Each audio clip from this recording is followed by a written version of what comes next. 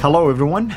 This is Al Fadi, and I would like to welcome you to another episode of this brand new series that we're doing, myself and Dr. Jay Smith, basically putting it all together in terms of all of the previous shows and the previous basically topics that have been discussed related to the historical criticism of Islam. And of course, I'll be remiss if I don't mention the most common now phrase that is being used, which is the standard Islamic narrative known as SIN. So today, for this at least episode, we are going to focus more on what does that mean and what is it that we need to really be unpacking when it comes to that narrative. Dr. J, thank you again for being here with us. What do we mean by the standard Islamic narrative, and who really coined something like this, technically speaking? Well, yes, this is the term that we're using and we've been using in the last 2 years. Why 2 years? Well, 2 years ago on June 8th, there was that infamous interview that between Muhammad Hijab, who represents the East, versus Dr. Yasir Qadhi, who represents the West, or in this case, Houston and United States. And in that interview, he turns to Muhammad Hijab and he says, you, referring to you in the East, which are 99% of all Muslims, your standard narrative has holes in it. We grabbed that and created it as a meme.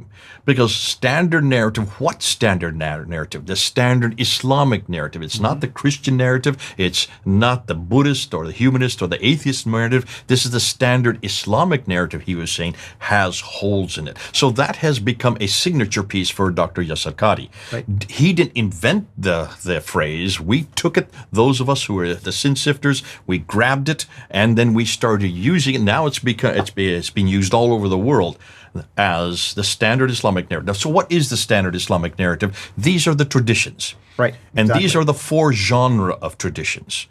They are the Sirah, which would be the biography of Muhammad, supposedly written by Ibn Ishaq, but we don't have his material. So Ibn Hisham is the one that we look to, right, from 833. Then you have what they call the sayings of Muhammad, the Hadith, which were first compiled by Al-Bukhari. We're going to be talking more and unpacking this, giving you a graph to help you understand, with the audience to understand it. So that's the second genre, and there are many others besides Al-Bukhari that come after him.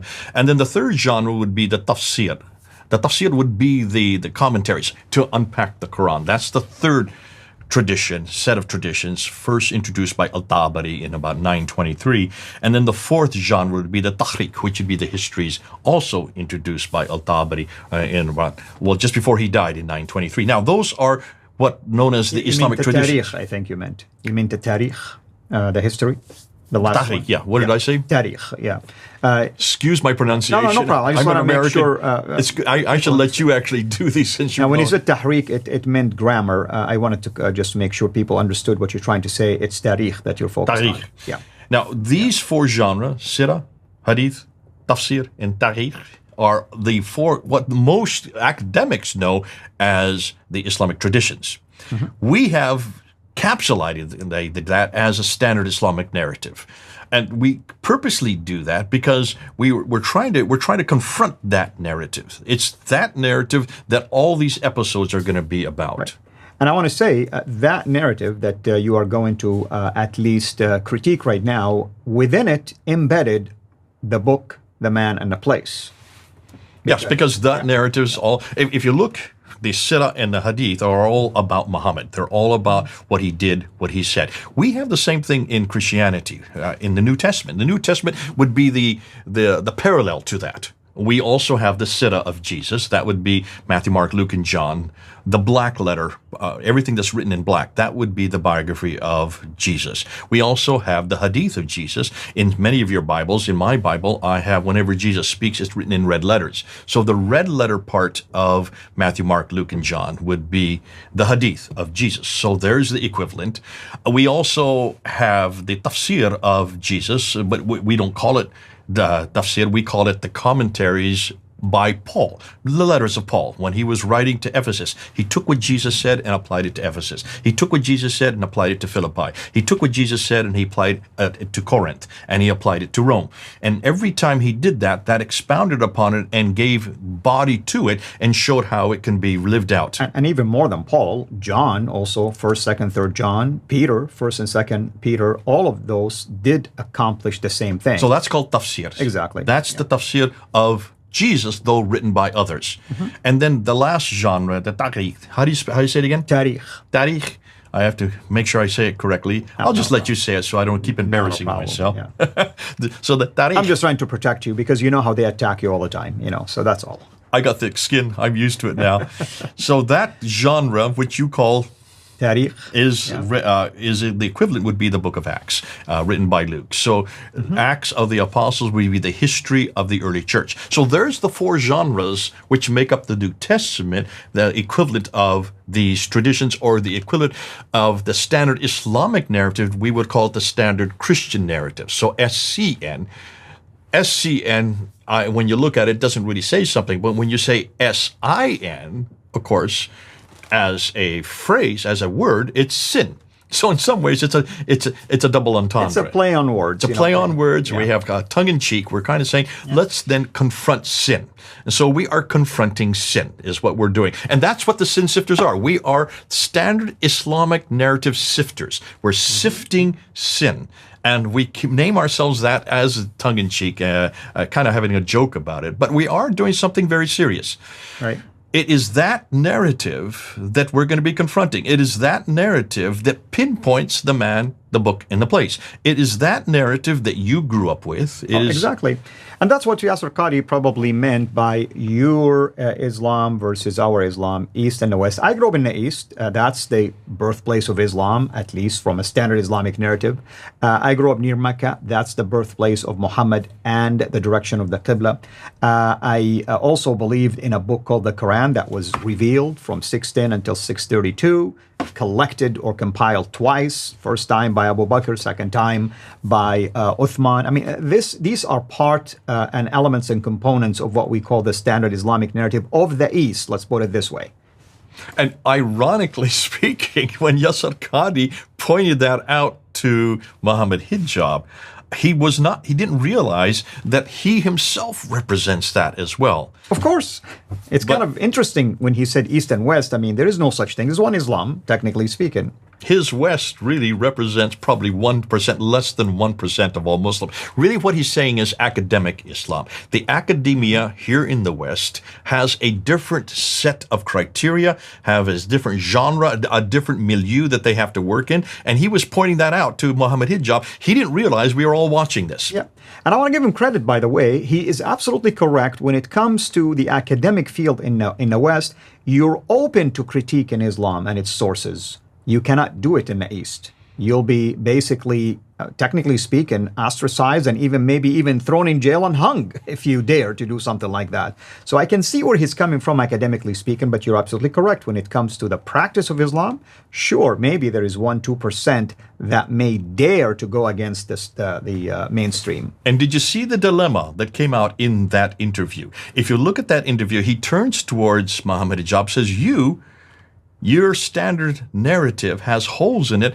He didn't realize, and what he was saying really is, we in the West, we live in a completely different atmosphere. We have to follow a different criteria.